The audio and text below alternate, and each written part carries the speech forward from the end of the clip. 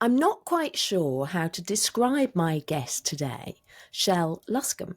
She is so many things. She's an entertainer, she's a singer, a presenter, a voiceover artist. She turned 50 in 2021 and she set out to have 50 memorable experiences. She also wanted to raise money for a cause very close to her heart, having 2 copies of the Alzheimer's risk gene and having lost both parents to dementia. 3 years on, she's raised over £12,000. She's been on daytime TV. She's visited 10 Downing Street, come close to winning a national award for her creative fundraising efforts, and she's moved to live by the sea. She's determined to live life to the full and continue campaigning for a cure for dementia. I'm delighted to welcome you here. Welcome, Shelle. Thank you. It's fabulous to be here. There's so much to talk about, and I know we're gonna talk about lots, and we're gonna have some giggles along the way because you're a very funny lady. Oh, well, I hope so. It's hard to know where to start, but I am going to kick off with the 50 challenges. Okay. So, how did this all come about, and what was your inspiration? Okay.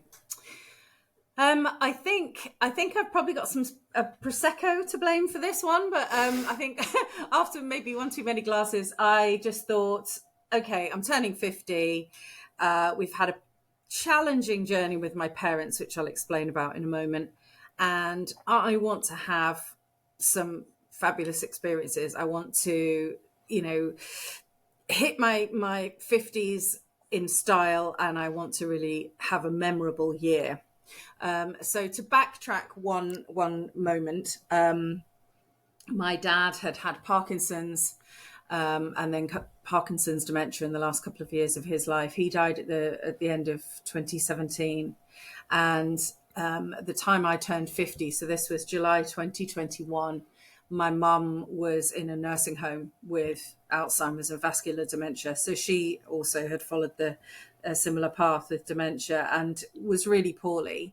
And we'd had a challenging decade, actually.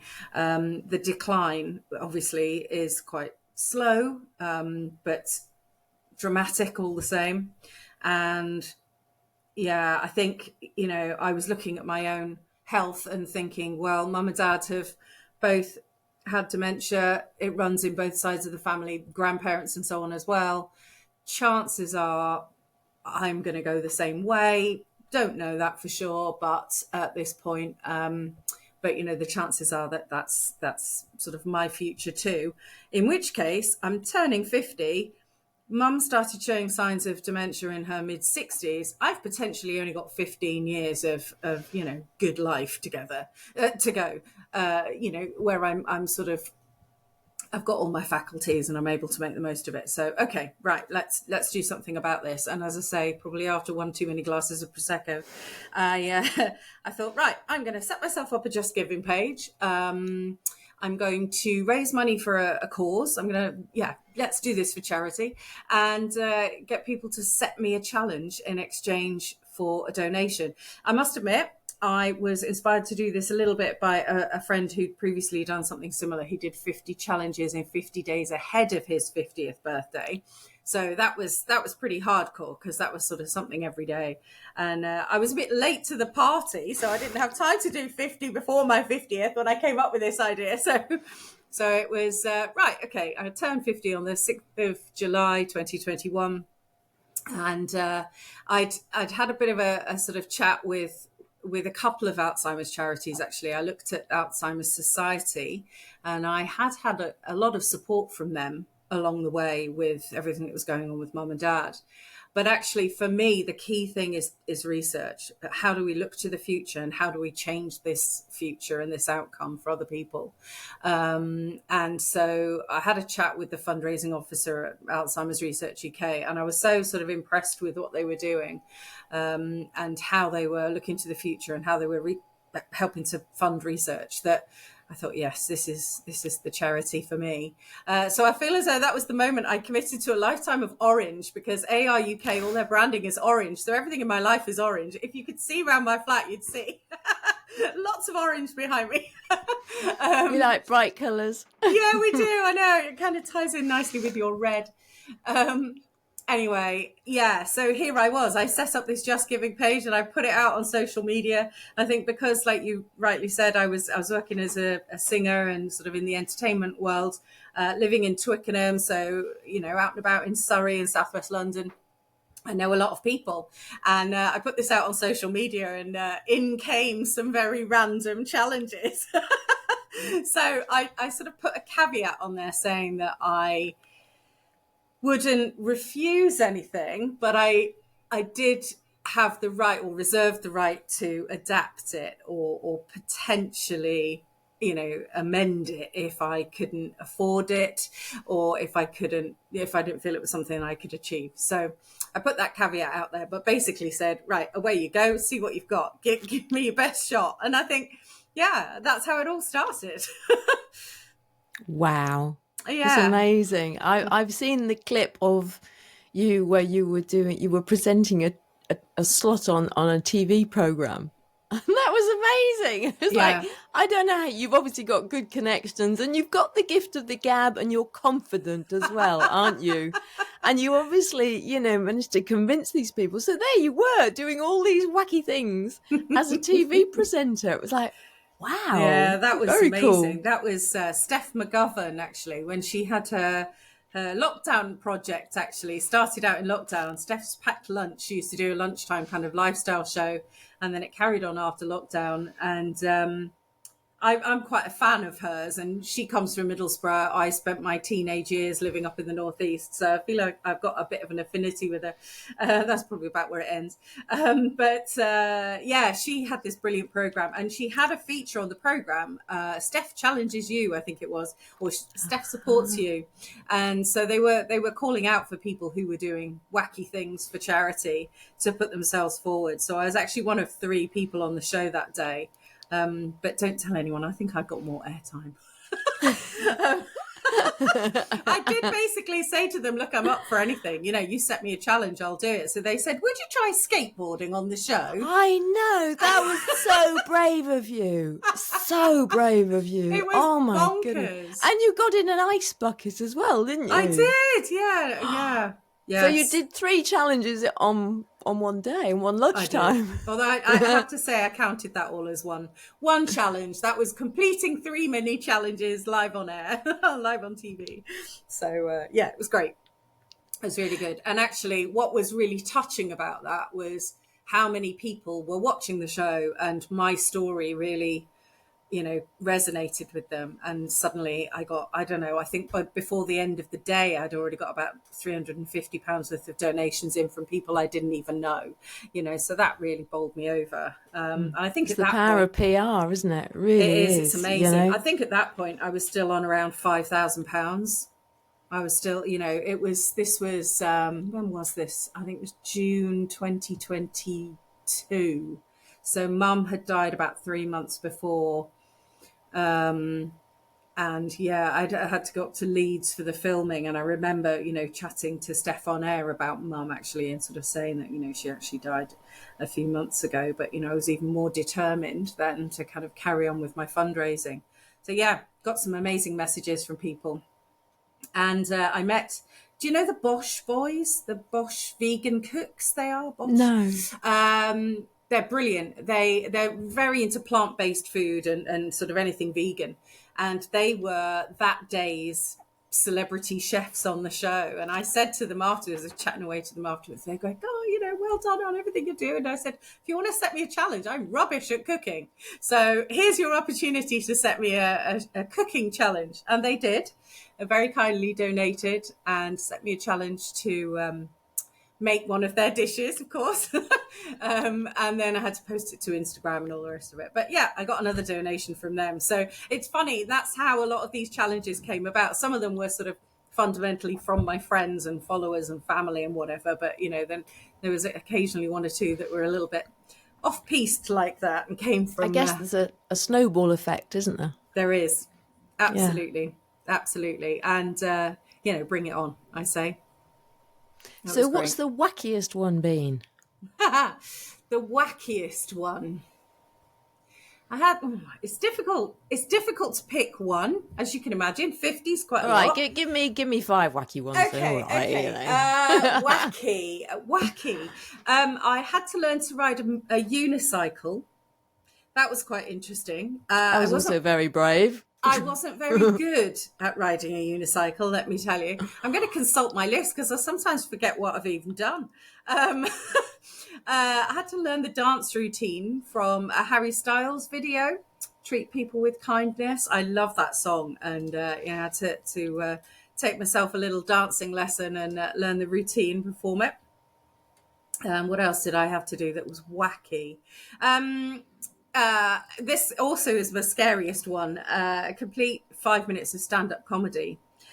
So I took a little evening class in stand-up comedy, and we had to do a sort of open mic event, showcase event at the end of it.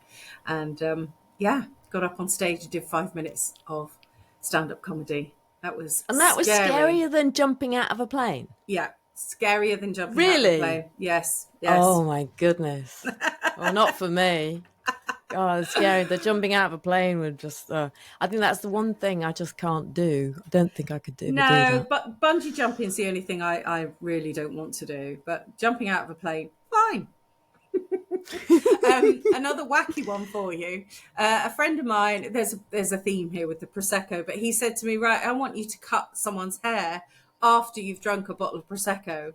Now, I've never cut hair. I'm not a hairdresser. Never cut hair before. He said, I want you to do like a really good bad job. So, was he volunteering? No, he had no hair. It's easy for him to say, wasn't it? He had no hair.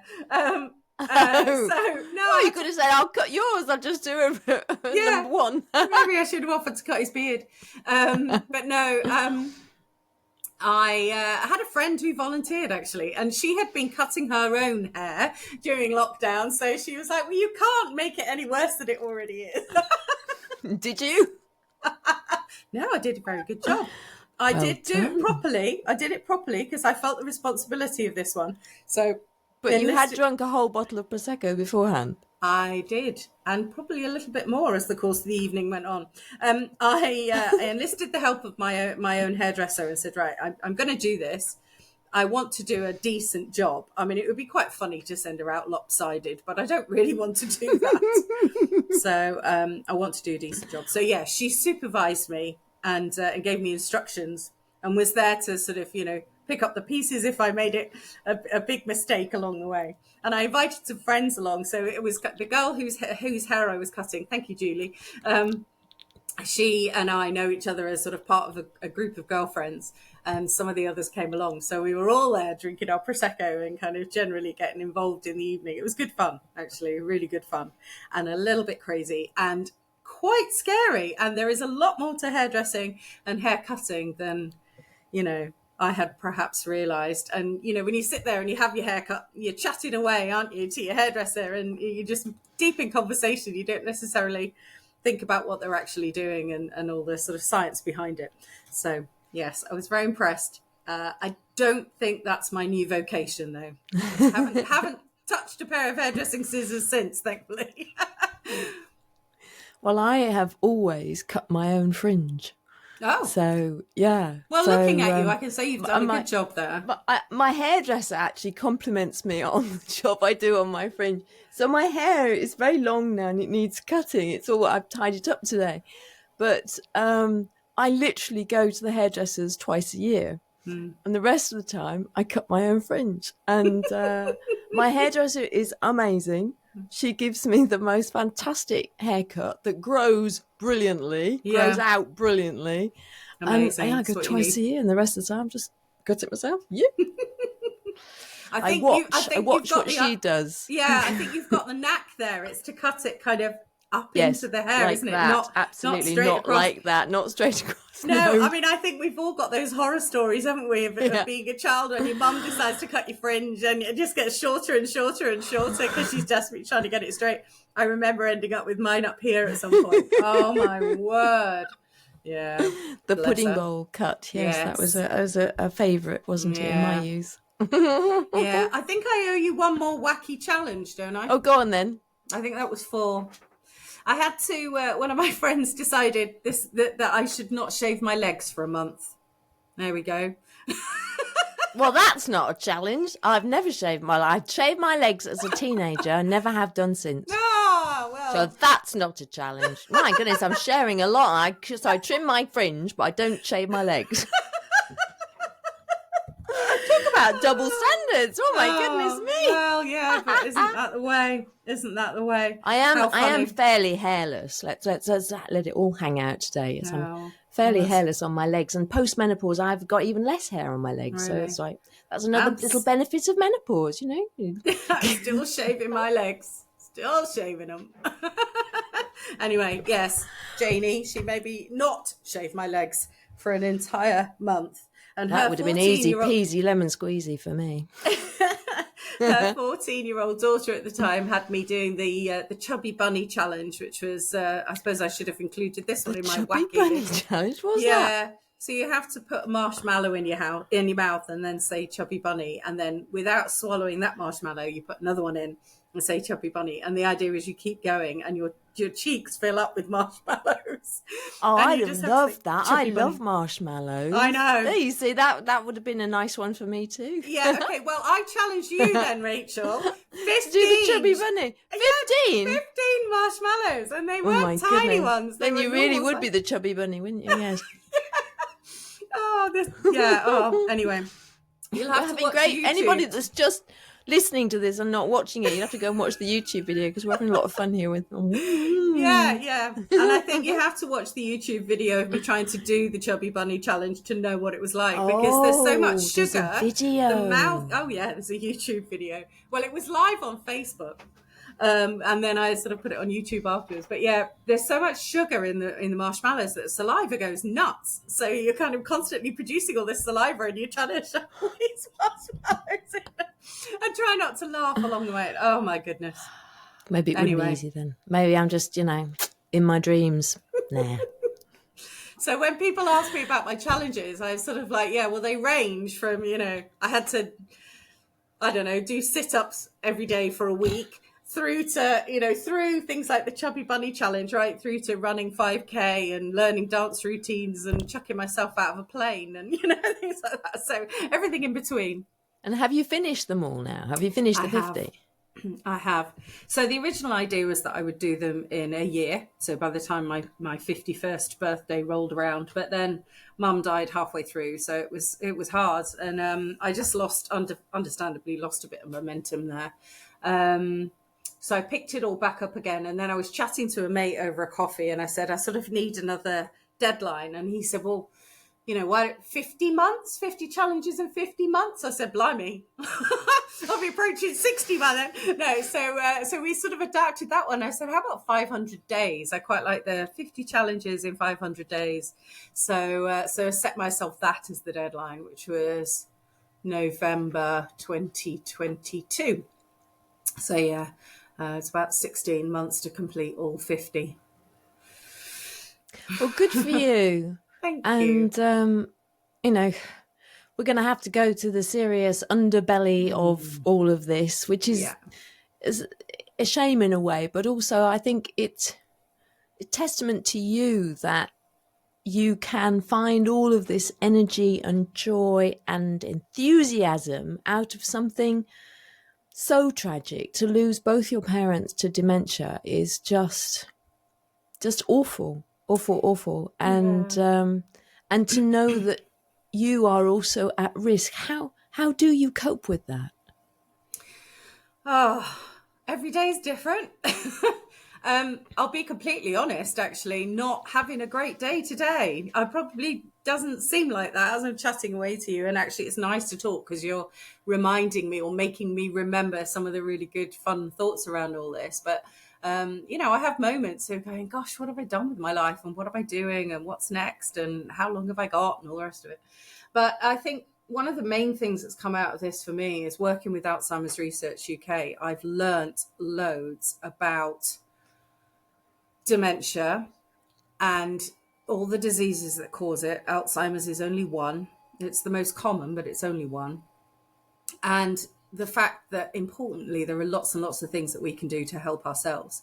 So what was quite interesting was that as I was going along, my challenges were pulling out some of the themes that around sort of health benefits and exercise and so on, that would really then link into the things that I can do to help myself going forward. So Alzheimer's Research UK works with another organisation around, actually I think it's their baby in the first place, but they have this campaign called Think Brain Health, and you can look at what you're doing to look after your brain health, and complete a test on their website that will take you through lots of different stages, lots of different steps. But the three main hooks for the Think Brain Health campaign are to, if I could remember them. Well, that's good, isn't it?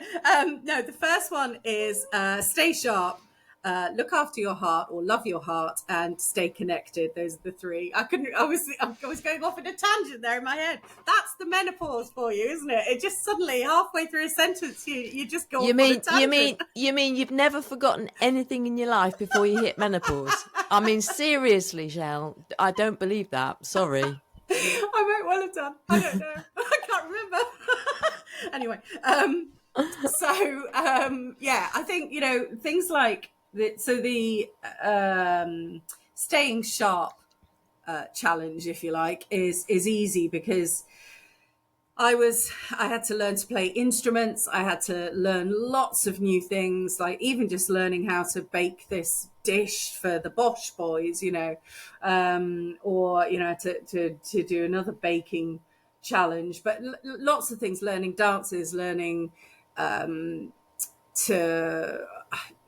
like I say, play instruments, learning to sign language. I had to perform a song using sign language. So all the time learning new things is really good for the old noggin. and sort of keeping it sharp, and then staying connected. Well, that's everything I do really, is about people. I'm very much a people person, very much into sort of community and connection. So lots of the challenges I had were involved bringing people together. So all of these musical challenges where I was learning instruments and so on, I would have to perform at some kind of gig or open mic night or something. So I would round everybody up and take them along. So, that's that sort of staying connected to people. And loving your heart. This is probably the bit that I find the hardest. It's all the things we know how to do: eat healthily, reduce your alcohol consumption, exercise more, move more, and basically keep an eye on all your vital statistics. So blood pressure, cholesterol, all the rest of it, make sure that you're sort of monitoring these things all the way along. And as I say, I think a lot of my challenges kind of played into those three things. So it was quite good to go, oh, okay, that's what that means. And that's how I can apply that in my life. Yeah. And I know you released an album, didn't you? Was that a challenge? The releasing of it was a challenge. So I had been working with a producer friend. It started out as a bit of a play project, really. It was just experimental and just a bit of fun. And we were sort of 3 years down the line, and had suddenly worked out we'd got 10 tracks that were completed. And so that kind of looks like an album, and actually it works really nicely together as a body of work. So we were sort of saying, right, well, we'll get this out into the world. And I think we'd been faffing around for a year trying to decide on logos and what album cover are we going to have and all the rest of it, and my friend said, right, I'm going to set you a challenge to actually get this album released as one of your challenges. So she made a donation, and that was the challenge. And I said, right, okay, we're going to do this, and I'm going to set a deadline for us to have a launch party. It's got to be done and out by then. And it's ever amazing. So good. I mean, it's serious. I was listening to it this morning. I thought I'll just check it out, check everything out. Yeah, it was really, really good. Oh my goodness. Actually, she doesn't say it. She said she's a vocalist. No, you're a singer. Aren't you? One and the same, yeah. Are they one and the same? I don't know. the vocalist to me sounds like a backing vocalist. Oh, I Singer see. means like, no, you're front and centre. You're the singer. Oh, yeah. Okay. Well, either or. But yeah, I thank thought you. it was interesting. Appreciate that. Anyway, that was my quick perception of your choice of language. I think in my head it's always been that a singer is kind of perhaps could potentially be more of an amateur, someone who sings at karaoke. Oh, really? Or sings, Interesting. Yeah, at an open mic night, whatever. But whereas a vocalist is more professional. I might have that completely wrong. No, you're probably right. You're probably right. Just you're perception. In the industry and I'm not, so.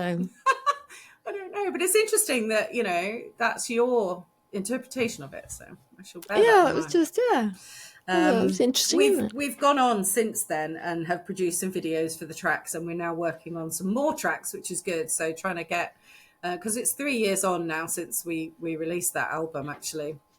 In fact, 3 weeks, almost 3 years, almost to the day. So we need to get it out there with another track at least. So, yeah. I think it's fantastic. And do you, I don't know what it must feel like, but do you feel like you've just got to cram so much into every day? Is that exhausting in and of itself? I think there is a temptation to think like that. And I do have moments of feeling that clock ticking. I don't want to be, all doom and gloom, because that's not my approach to life. But, I do sometimes think, gosh, okay, and another year's gone by. I just had my 53rd birthday. So, here we are 3 years on already. So, it's there in the back of my mind. But I think, when you say cramming so much in, sometimes a really quiet day. I mean, I spent a day last week, I'm going to be completely honest, in my pajamas, under the duvet on the sofa, watching TV all day. And it was a Monday. It was fabulous. I was making everyone jealous. A couple of friends had sort of messaged during the day, and I was sort of messaging back going, yeah, well, I'm still in my pajamas and it's 4:00 and I'm under the duvet watching TV. It's great. So I think even that, you have to kind of, it's not all about being busy, is it, all the time? It's about just making the most of every day. And sometimes you have a day where you just don't make the most of it, and that's okay as well. That's okay as well. And actually, increasingly the older I get, a day when I do very little or nothing is a day to be relished. Yeah. It really is. I went on a meditation retreat 3 weeks ago, and I couldn't have access to the internet or my phone or anything at all. And there was a lot of meditation.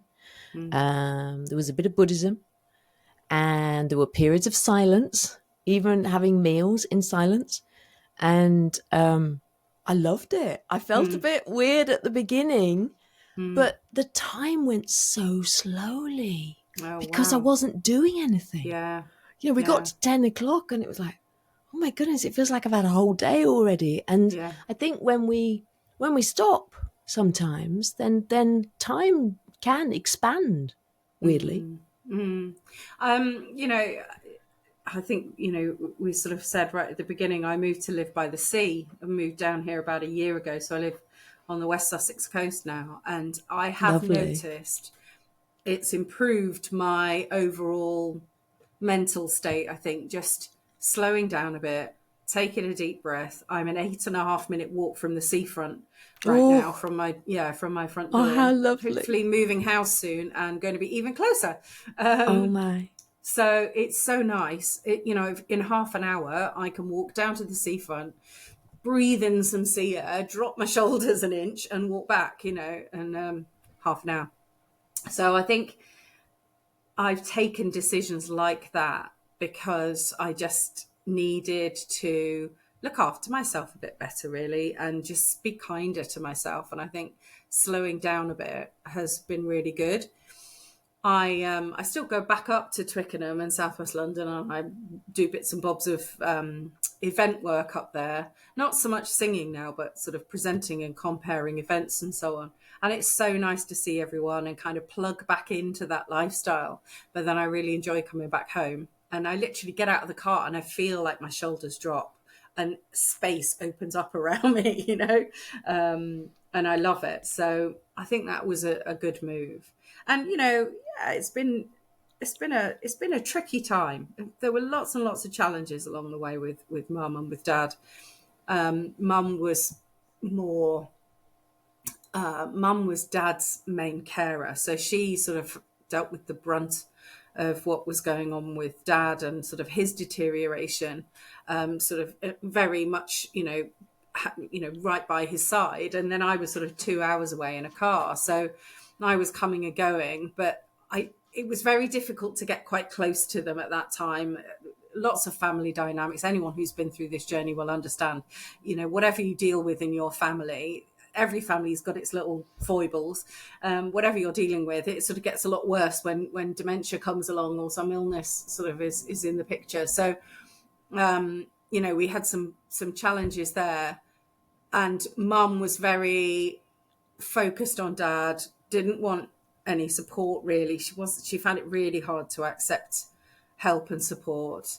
But also because she was starting to show symptoms of dementia herself and starting to sort of generally not be terribly well, her personality was changing. So where she might have accepted some help previously, suddenly she wouldn't, and she was putting up brick walls and sort of blocking me out really, which was really quite hard. And it's a really difficult road to navigate, really difficult. There is no rule book because every family is different, every set of circumstances is different, and so you end up sort of feeling your way through every single day.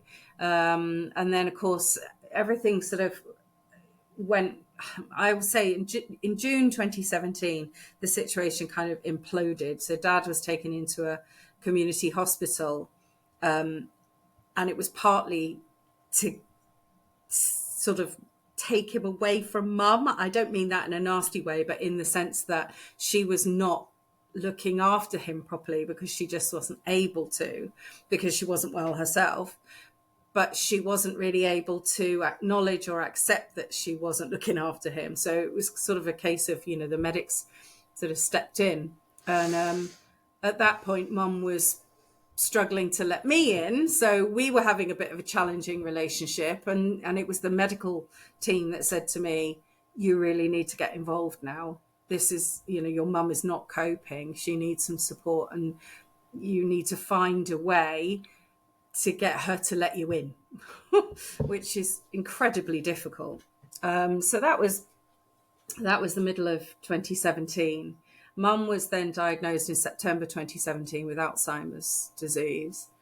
And then, as I say, dad passed away in a nursing home in December 2017. And I think from that period on, sort of till mum passed away, really, it was pretty full on. And all the way along, I was 2 hours away, and I just, timing, decided to leave the corporate world and set up on my own as a freelancer and set up my own PR and marketing business at the time, and launch myself as a singer. So this was all happening at the same time. I was trying to build this new career and, build this lifestyle around being a freelancer and try and keep all the money coming in. And at the same time, felt like my parents were just, it was just all sort of falling apart. And, the whole thing was overwhelming. So I think, having been through all of that, and then obviously mum died, and I'd had to sort of clear out their house and sell the house and everything. And I'm an only child, so it was kind of me doing this on my own. I had some amazing support from friends, don't get me wrong, but ultimately no siblings there to sort of share that with.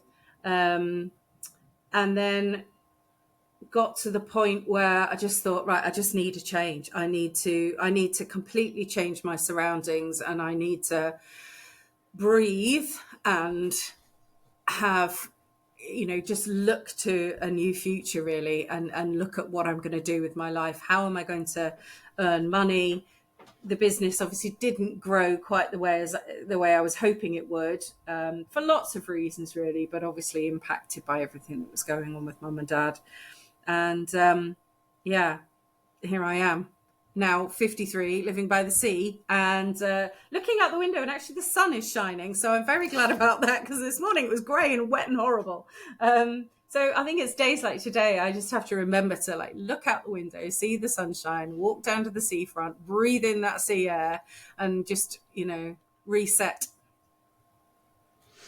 But it's the classic midlife story, isn't it, really? I mean, you've had it really, really tough, but life comes and it bites us in the bum, and then we have to stop and we have to recalibrate, and we have to pivot, if we can pivot, and we have to reassess everything. I mean, everything went up in the air for you, didn't it? It seems it's just like everything, all the balls were thrown out of the pram, and then you had to kind of work out, okay, how am I going to put all this back together again? Yeah. And, I absolutely give thanks for having an amazing network of friends around me. I've got some superb friends who literally walked this entire journey with me. New friends and older friends, some people I've known for years, some people who'd only recently come into my life, but came into my life for a reason, it would seem. And they're still in my life now. And I think, it could have been a lot worse. I think, mum and dad brought me up well. I've got some, I'm resourceful and I'm quite tenacious, and I've got some really good sort of skills and personality traits that I was able to kind of use. Mum, through everything with dad, showed immense resilience. And I think I learned, I really sort of learnt that resilience from her, if you like, or I've inherited it from her. And I think, I'm grateful for all of that. And I think, now in a situation where I've just sold my flat in Twickenham, so I've got a little bit of money in the bank. I've got some inheritance. There was a little bit left over after we'd sold the house and we'd paid mum's nursing home fees and so on. This is the royal we. I was saying we, and then I think, who am I talking about? Me, I did it. It just sounds a bit, I don't know, it sounds a bit all about me if I say I, doesn't it? We often do that, though. I know a lot of people who do that. We say, the royal we, because sometimes we don't want to acknowledge that I have done great things. I did it, yeah, you did it. But it sounds a bit, the singular uncomfortable to say that. I feel as if I'm being a bit arrogant or something. Yeah, that's a very British thing, I think. Isn't it? Yeah, isn't it? And it's a very female thing. I don't think a man would have the same. He wouldn't be doing the royal we. No. I'm sorry, I'm making a huge generalisation then there, but I don't think so. I think that's women. We like to downplay what we've done, don't we? I think you're absolutely right. Yeah. We could probably talk for an hour about that, Rachel. Yeah. Where did that come from? The patriarchy, don't get me started on that one. I'll go on that's for another hours. podcast altogether, another episode altogether. But I think, it's important actually to acknowledge where we've come from and what we've achieved. And it's funny, you're talking about pivoting. I'm definitely in another pivoting moment right now in my life. So as of, July 2024, we're recording this episode. I'm, I just left a little job that I had, a corporate job I had, because I did not fit. I was like a square peg in a round hole. And I thought, there's quite a lot of politics here, and I'm really not enjoying this. And I won't go into too much more detail, but I woke up one morning and just thought, life is too short to put up with this, to be this unhappy, when it was starting to really take over my weekends. And I hadn't been there long. I'd only been there 5 months. The job itself, I absolutely loved, but the politics around it, shall we say, was not for me at all. And I think that's probably come from everything that's happened over the last decade. I'm not going to put up with that anymore. And knowing that, I don't know what's around the corner. There's hope. There's a lot of amazing stuff happening with dementia research at the moment. And there is a lot of hope and optimism around, but I don't know what's going to happen to me. And there is that feeling of, I just don't have time to mess about in a situation that's making me really unhappy. But of course, the downside to that is now I'm not working, so I'm loving having loads of free time, but I'm starting to think, okay, I need to earn some money. So But it does. you know what, Shell, you'll work it out. I And usually do. the world, yeah, I think, you strike me as a sort of person for whom opportunities arise, or you make those opportunities, Yeah. you I think I'm know? quite good at looking for them and turning things Yeah, into opportunities, for sure. yeah, yeah. Yeah. And there's a lot of inspiration in your story. And I think that while you personally may feel that your clock is more limited, I think most of us get to midlife and we are aware that we have less time Yeah. left than we've had. We can't pretend that we have more. We get to 50, unless Mm. we're all going to live to over 100, it ain't going to happen. So Mm. I think we're all doing that. It's just that yours is particularly acute, but that is also inspiring for the rest of us. Mm. I hope so. I mean, yeah, that's one of the reasons I talk about all of this in situations like this and grab opportunities like this, because hopefully I can inspire someone. I think I've sort of come out of all of this, and I feel like it's my life's mission now.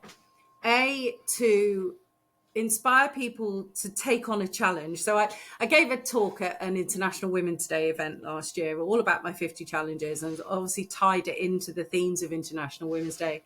And I said to everyone in the room, I said, right, my challenge to you is to do one thing. Put your big girl pants on or your big boy pants on, and go and do one thing that is outside your comfort zone, is a challenge to you. And what's a challenge to one person might be very different as a challenge to the next person. So Exactly, that was shaving the legs, that was a yeah, doddle for me. well, exactly, that's it. It's all relative, isn't it?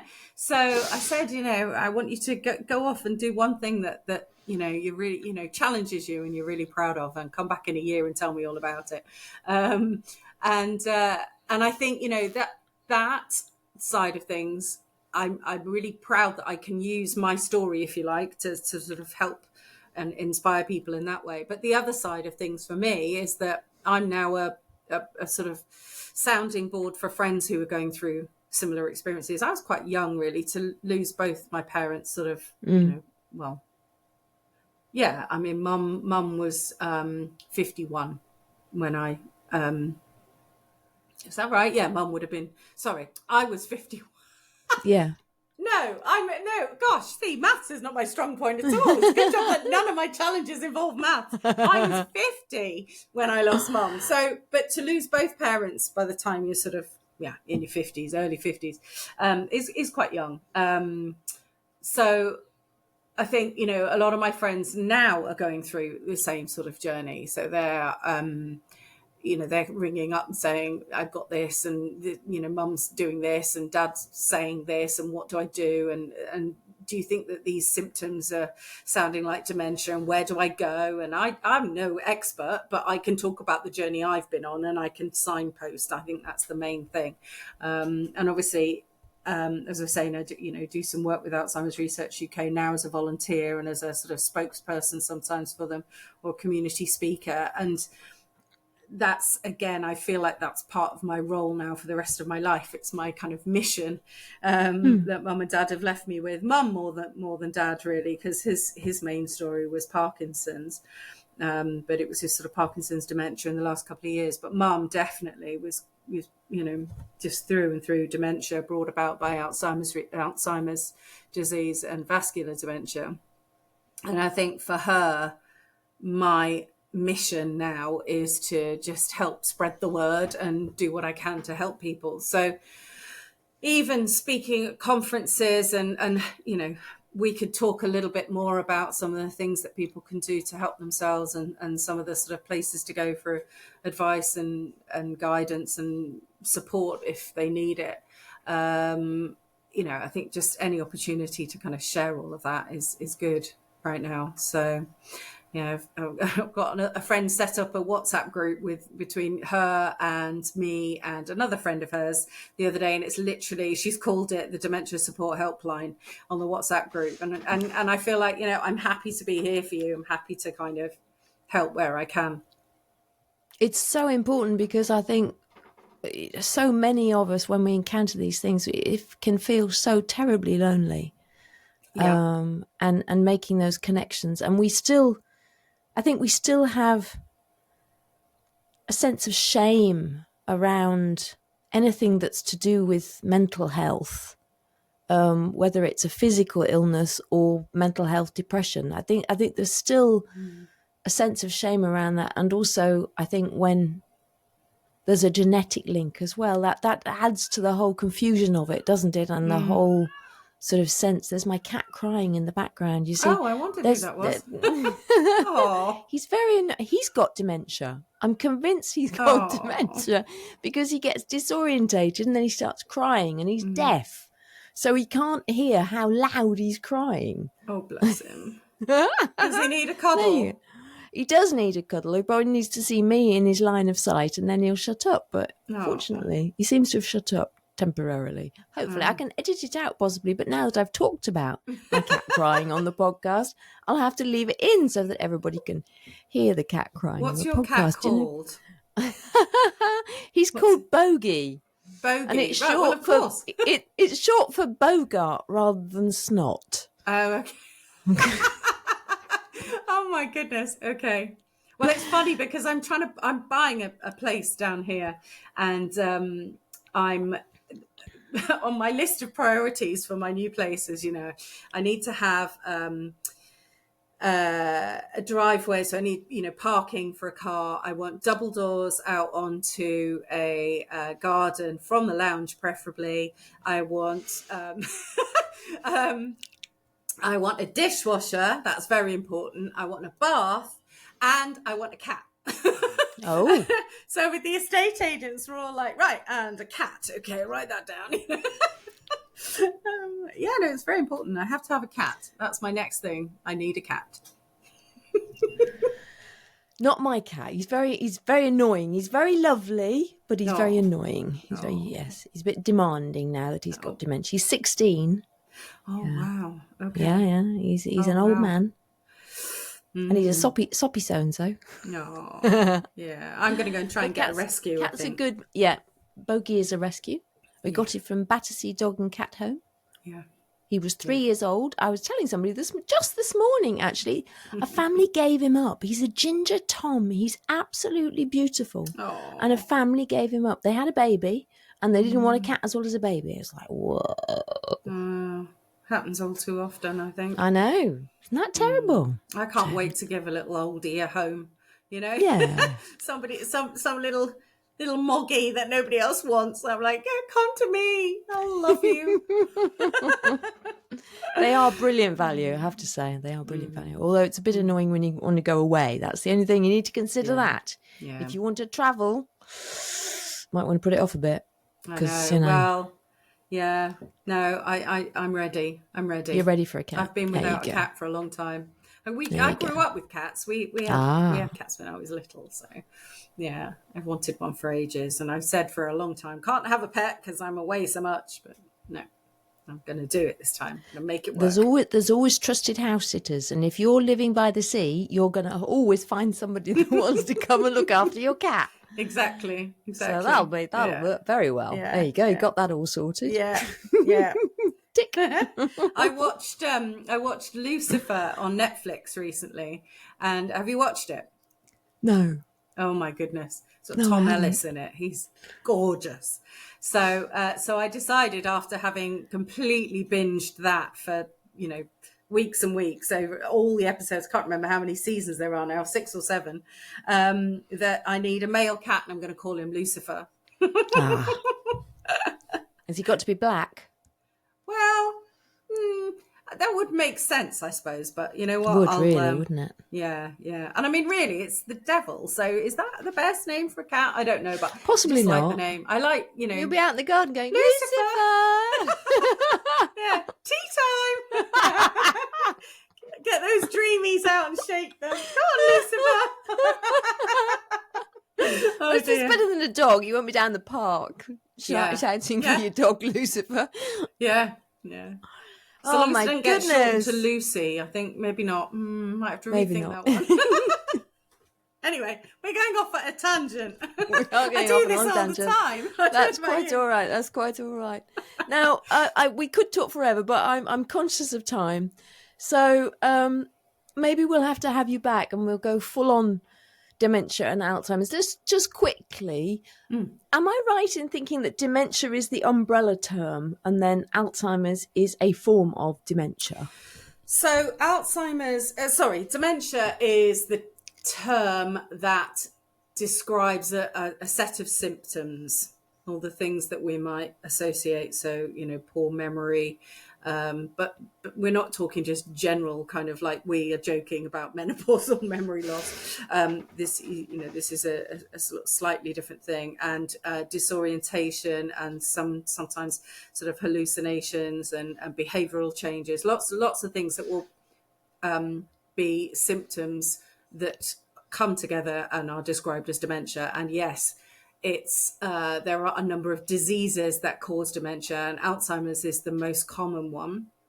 Vascular dementia is the second most common, and then you've got a number of other illnesses as well. So there's dementia with Lewy bodies. It doesn't help that the names sort of intertwine the word dementia. It really doesn't help. Dementia with Lewy bodies. There's cortical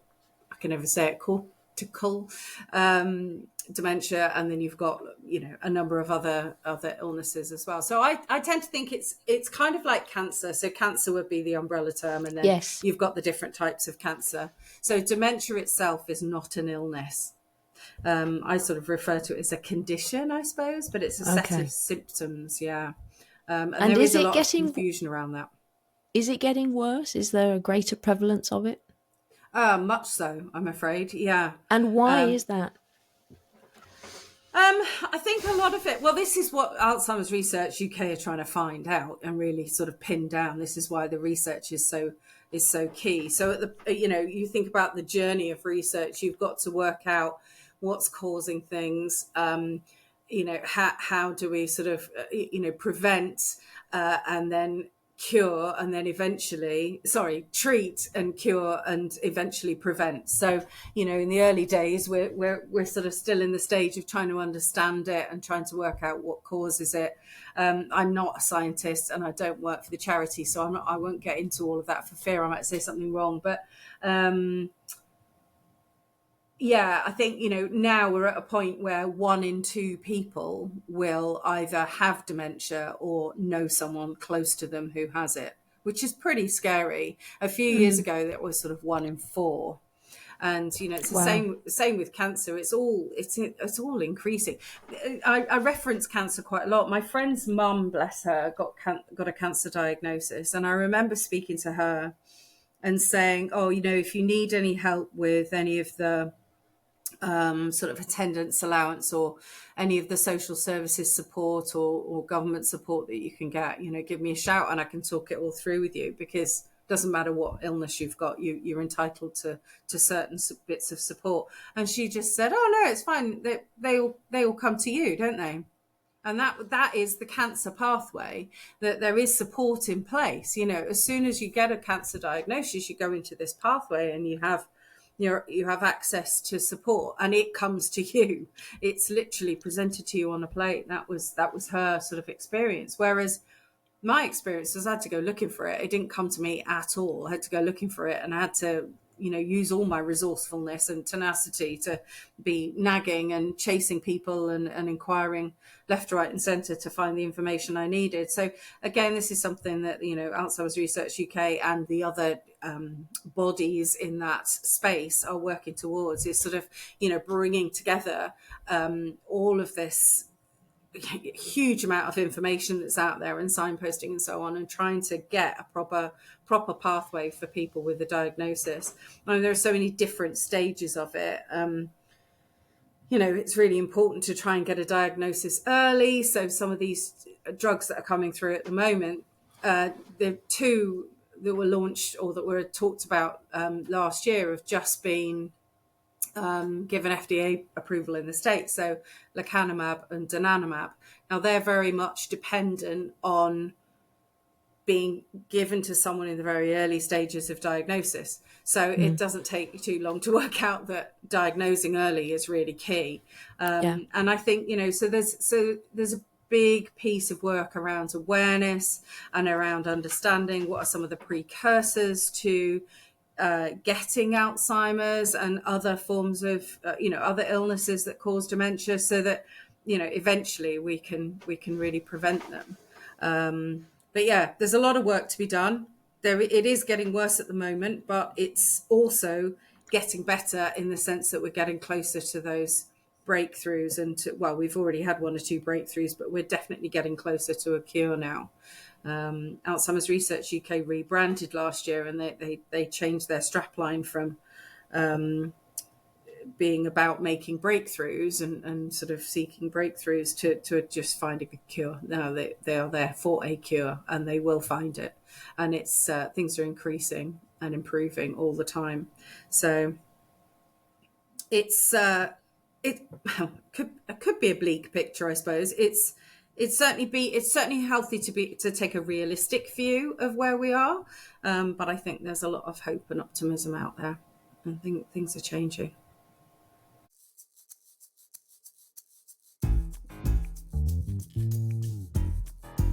Thanks for listening to this episode of the Magnificent Midlife podcast.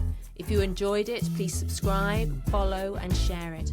Also, giving a 5-star review really helps get the word out. You'll find the show notes at magnificentmidlife.com. That's also where you can get my book, Magnificent Midlife, Transform Your Middle Years, Menopause and Beyond. Make the very best of your next chapter. Help me change the world, one magnificent midlife woman at a time.